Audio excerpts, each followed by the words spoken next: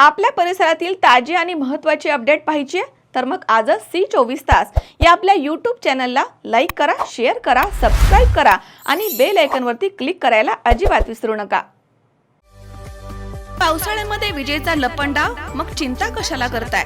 आता अंधाराला करा bye bye. विजेच्या वाढत्या समस्यावरती आता एकच इलाज, घरी बसवा इन्व्हर्टर आणि बॅटरी कमी दरात। आता इन्व्हर्टर आणि बॅटरी घेणं झालं सोपं। बजाज फायनान्स देतोय 0 डाऊन पेमेंट आणि 0 व्याज दरावर battery inverter.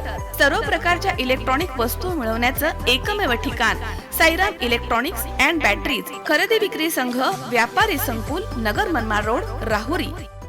Sairam hospital test tube baby centre. मी डॉक्टर स्वप्नील माने, स्त्रीरोग, वंध्यत्व व दुर्बीणद्वारे शस्त्रक्रिया तज्ञ। आमच्याकडे दुर्बीणद्वारे शस्त्रक्रियेसाठी लागणारे सर्व अत्याधुनिक उपकरणं अवेलेबल आहेत।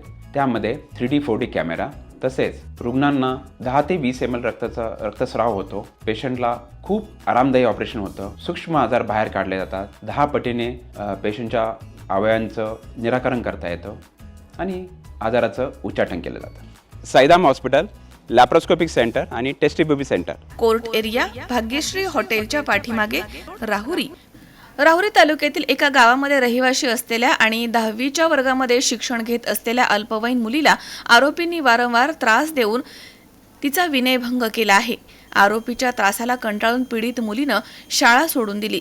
या घटनेबाबत विनयभंगासह पॉस्को अंतर्गत गुन्हा दाखल करण्यात आला। या घटनेमधील एक 16 वर्ष 3 महिने वय असलेली अल्पवयीन मुलगी ही 10वीच्या वर्गात शिक्षण घेत होती। 14 फेब्रुवारी रोजी सकाळी 9च्या सुमारास पीडित मुलगी ही क्लासला जात असताना आरोपी अविनाश शेळके हा तिच्या जवळ गेला आणि तिला म्हणाला की मला तू खूप आवडते, मला तुझ्यासोबत लग्न करायचंय, मी तुझ्या सोबतच राहणार आणि तुला पळवून घेऊन जाईल, असं म्हणून त्यानं पाठलाग करत तिच्या शाळेजवळ तो गेला। तिथे अविनाश शेळके यानं पीडित मुलीचा विनयभंग केला आहे। त्यावेळी त्याच्यासोबत असलेले रवींद्र शेळके आणि बाळासाहेब बलमे यांनी त्यांच्या मोबाईलमध्ये फोटो काढून जोरजोरात हसत म्हणाले की तुला आम्ही पैसे देतो, तू तिला पळवून घेऊन जा, असं म्हणून अविनाश शेळके याला त्यांनी प्रोत्साहन दिलं।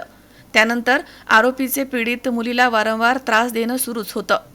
त्यानंतर 19 जुलै रोजी सकाळी 10च्या सुमारास पीडित मुलगी आणि तिचे घरची लोक घरामध्ये असताना तीनही आरोपी एका छोटा हत्ती टेम्पोमध्ये तिथे आले आणि अविनाश हा बाहेरून मोठमोठ्यानं ओरडून मुलीचं नाव घेऊन म्हणाला की माझं तुझ्यावरती प्रेम आहे, असं म्हणून घराच्या दरवाजाला त्याने जोरजोरात मारत